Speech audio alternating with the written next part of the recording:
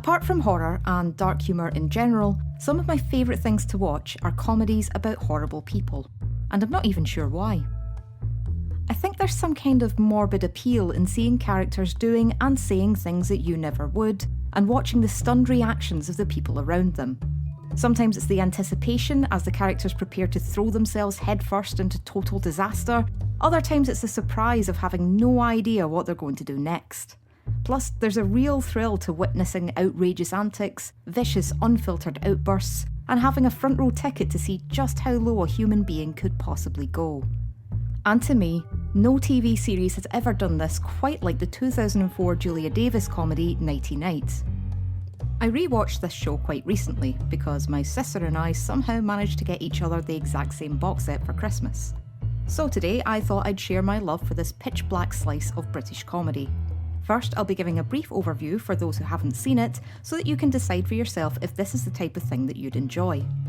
After that, I'll be looking at the main character in more depth and asking how Jill Tina Tyrell became one of the greatest monsters in television history. Nighty Night follows the misadventures of Jill Tyrell, a raging narcissist and a beautician of questionable repute. After her husband Terry is diagnosed with bowel cancer, Jill soon becomes aware of the extra attention she can reap from her husband's illness and how she can use it as an excuse to get away with just about anything. Jill proceeds to lie, cheat and manipulate everyone around her while never showing any sense of shame, remorse or boundaries. And just when you think she can't sink any lower, that's when she ends up doing something even more outrageous. Jill's main obsession is Dr. Dawn Cole, a new neighbour with whom she seeks to fill the void left by Terry. The only problem, apart from the fact that Jill isn't quite widowed yet, is that Dawn is already married to Kathy, a soft-spoken former ballet dancer suffering from MS. But rather than let a little thing like that stand in her way, Jill embarks on a very one-sided friendship with Kathy in an attempt to sabotage her marriage and steal her husband. Throughout the series, she constantly imposes herself on her painfully polite neighbour, often preceded by the dreaded, clawing war cry of, "Hiya, Kath!" Jill Tyrell was created and performed by the series writer Julia Davis. Part of the inspiration for Jill came from her previous work on the dark character-based series Human Remains, which also featured an inept beautician with a West Country accent. Much of the bleak humour and grim subject matter of Human Remains also finds its way into Nighty Night, with the plot largely driven by whatever Davis thinks Jill would do in any given situation. This inevitably leads to her doing something horrible, and these scenarios only get more and more ridiculous as time goes on. When playing Jill, Davis leaves all her inhibitions and dignity at the door and absolutely throws herself into the role. Through her increasingly desperate and immoral acts, cringeworthy attempts at seduction and hilarious interpretive dance routines, Davis seems to relish every wicked moment of bringing Jill to life. Credit also goes to the show's costume designer Claire Finlay Thompson for Jill's, shall we say, distinctive outfits, whether she's out jogging in her underwear and high heels or pole dancing to Kylie Minogue in front of some nuns. Say what you want about Jill, but there's rarely a dull moment whenever she's around. Nighty Night also features a great supporting cast, with Angus Deaton and Rebecca Front as Dawn and Kathy Cole, and Kevin Eldon as Jill's husband Terry.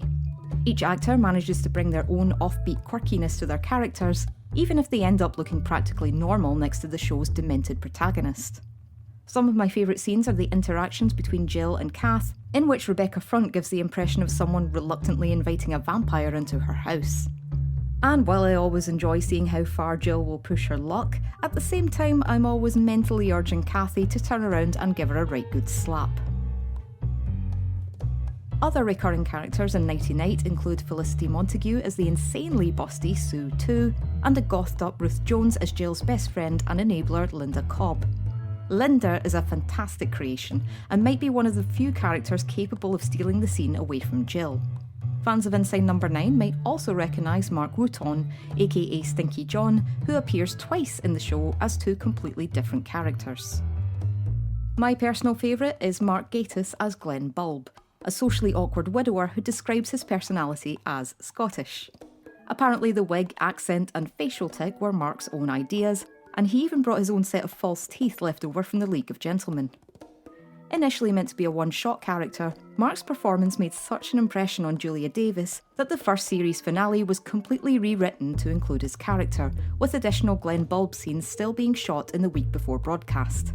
I'm glad they made this decision because every second he's on screen is pure hilarity.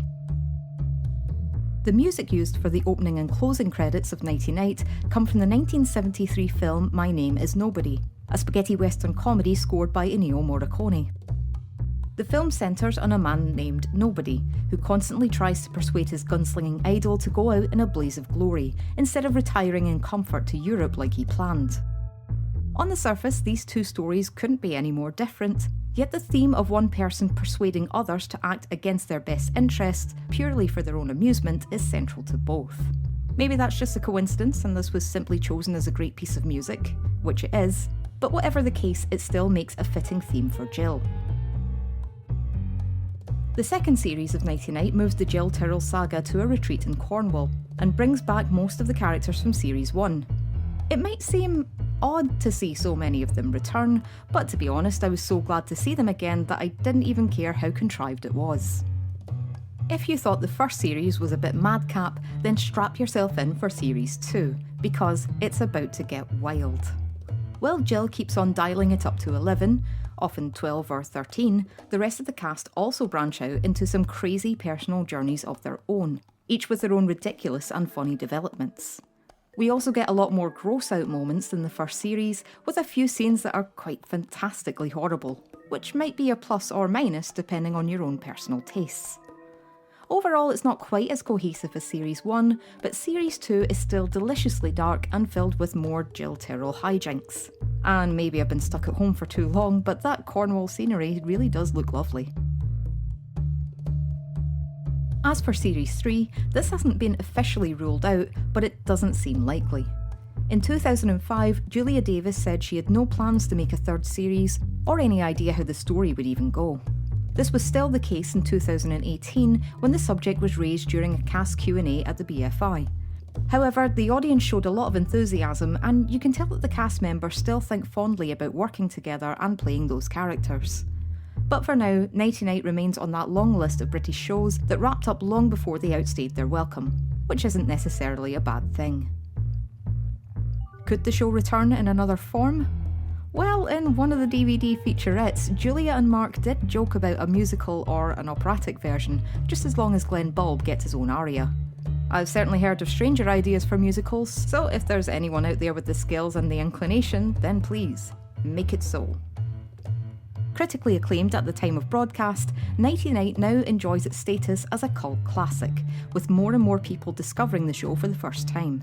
I've already had quite a few requests to cover it on this channel, and it seems that the fandom is still going strong.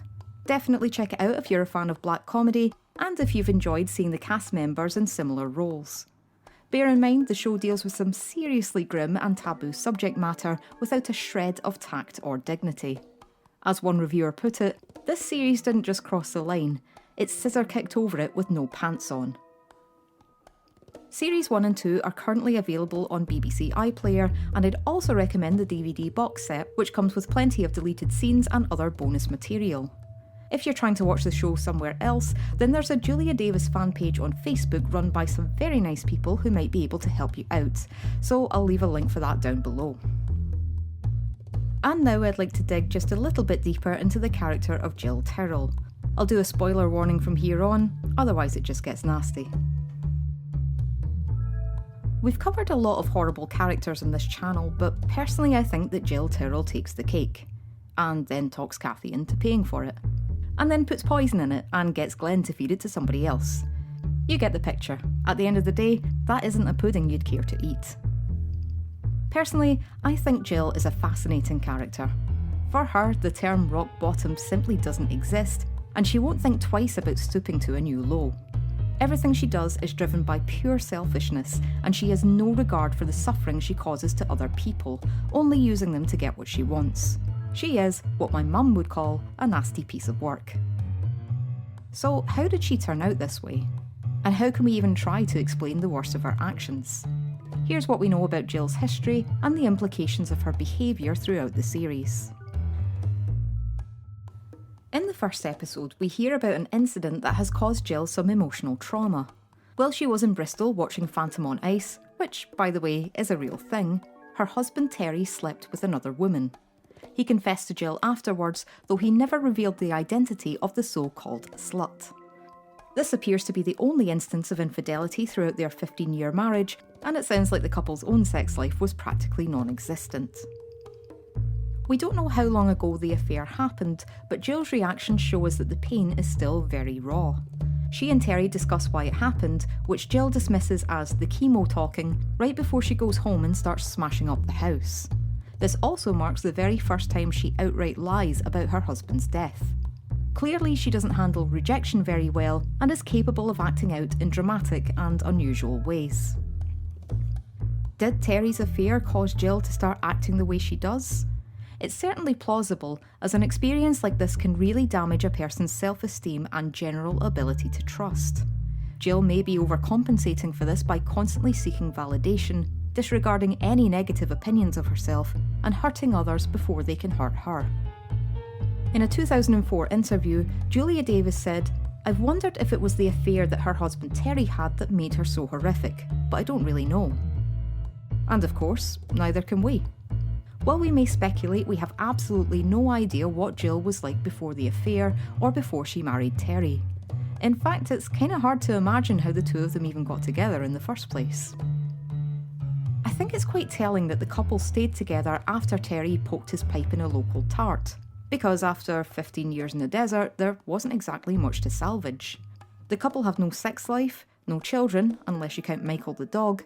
Terry doesn't love Jill despite trying for years, and Jill doesn't even seem to like Terry all that much. While Terry might have stayed in the marriage out of guilt, I think that Jill might have stayed purely because she can't cope with being alone. This would also explain why she goes straight to a dating agency after Terry's diagnosis, why she gets engaged to Glenn, twice, and why she gets so attached to Don. Speaking of which, from the moment she claps eyes on him, Jill is convinced that Don Cole is the man for her. But at this point, Jill knows absolutely nothing about him. This makes no sense, but it might give us some insight into Jill's emotional development. When it comes to men, Jill can be very picky, but the moment she spots Don, everything seems to fall into place. He even checks a number of silly, superficial details from her dating profile, such as dark hair, quite a large face, and a red jumper. Rather than simply lust, to Jill this is a magical moment, perhaps fulfilling some grander notion of destiny or love at first sight. But while this might sound romantic, this isn't typically how two adults form lasting relationships, at least outside of fairy tales and Disney movies. And even Disney seems to be going off that idea these days. But to a certain type of person, love at first sight is an appealing prospect, as it involves zero effort from either party. And with Jill's delusions of grandeur, the idea of having fate or the universe bring her a new love gives her a renewed sense of self-importance. Because why wouldn't the whole world revolve around Jill's happiness? The choice of music here is also quite interesting. For her performance, Jill has chosen the song Lavender by Marillion. Taken from the album Misplaced Childhood, Lavender looks at romantic love from a child's naive perspective, using phrases from an old nursery rhyme as part of the lyrics. In the band's own words, Lavender is the little boy's dream about how you can walk through the park and bump into the lady of your dreams that you're going to fall instantaneously in love with. The song is used several times in Nighty Night, usually as a sort of love theme between Jill and Don. Jill still clings to a childish, oversimplified vision of love, probably because her own emotional development is so severely stunted. Her relationships tend to be very all or nothing based on what she wants at the time, and she attaches herself to people with such intensity that it basically destroys them and everything around them. On the other hand, Jill isn't interested in anything beneath the surface level. She actively shuns the idea of emotional openness and ability to communicate as things she explicitly does not want. It's strange considering the fact that she's been married for 15 years, and at this point still is. It's almost as if she's learned absolutely nothing about human relationships in that entire time. So how do we account for Jill's lack of emotional maturity? Was this a state she regressed to after Terry's affair, or can her problems be traced back even further? From the series as written, we know very little about Jill's childhood. And even if we did, we probably wouldn't believe it because Jill is a compulsive liar who will say and do anything for attention. In fact, the only time she ever talks about her early life is while hijacking Terry's funeral to deliver a laundry list of abuse allegations, including her uncle, a teacher from school, a next-door neighbour, the man who delivered the eggs, her granddad, and her Auntie Pat, who apparently made Jill play hoopla with her nipples. We can probably take this with more than a grain of salt, but what exactly did happen during Jill's childhood? I'd be surprised to hear it was completely normal. And what about Jill's parents? She never mentions them, and we have no idea if they're alive or dead. The subject of Jill's upbringing was something Julia Davis had wanted to explore, but sadly never got around to. In her own words, "I sort of think that she was abandoned in childhood, fostered or given away or something.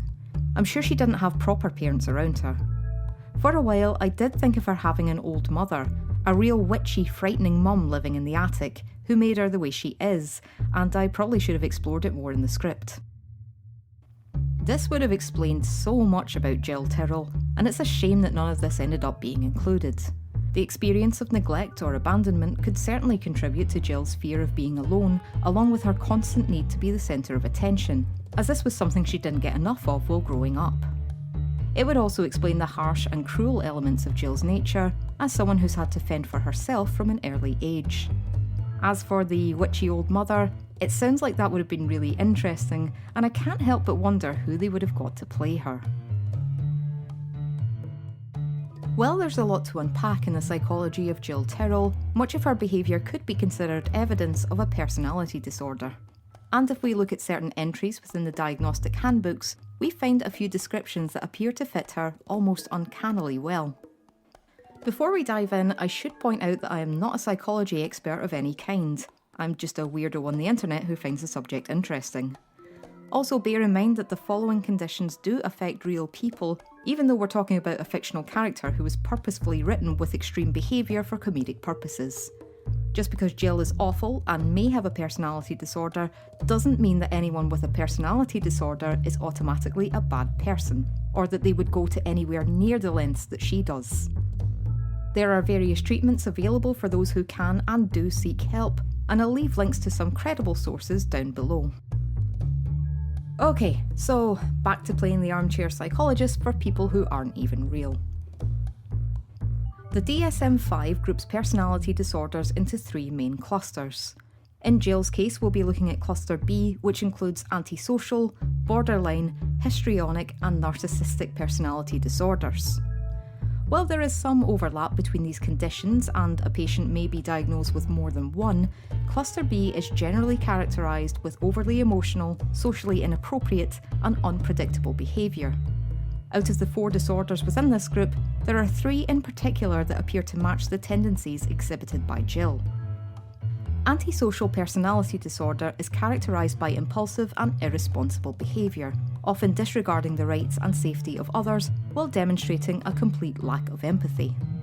Patients may also engage in criminal activity. Cases vary in terms of severity, with the most extreme examples sometimes referred to as psychopaths and sociopaths. While it's diagnosed more often in men and the most extreme behaviour tends to occur earlier in life, Jill still fits the criteria for antisocial personality disorder. This is most evident in her constant recklessness, lack of remorse, and the fact that she straight up tried to murder people.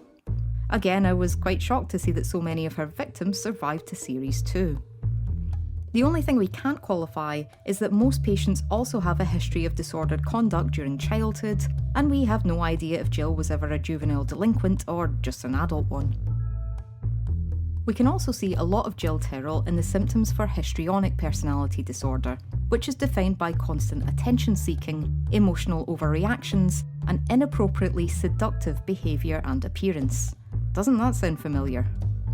Another sign is a tendency to believe that relationships are more intimate than they actually are, which seems to sum up Jill's entire relationship to Don Cole and his family, including his 2 underage sons. The only detail that doesn't seem to fit is that patients are often highly suggestible and easily influenced by others. This is something we don't really see in Jill, who seems to be solely driven by her own wants and impulses. But then again, she hasn't exactly surrounded herself with many assertive or dominant personalities, so she might behave very differently within a different social circle.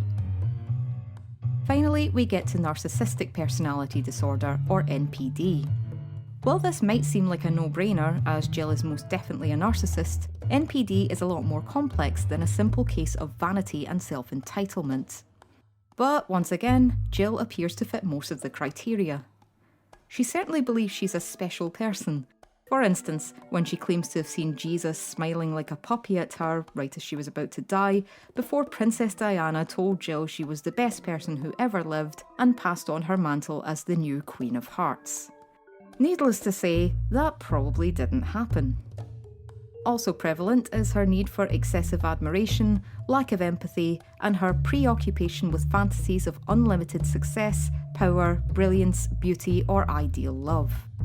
Jill also responds poorly to criticism, particularly from the clients at her beauty salon, and will often adopt a false appearance of humility, which is quickly undermined by her ego. Is there any hope for someone like Jill Tyrell? Well, I do believe there's hope for everyone, and there are treatments and therapy available for all of the disorders we've just discussed. The problem with Jill is that she's unlikely to ever seek help, because in her mind, she can do no wrong. This is actually one of the biggest hurdles in treating these conditions.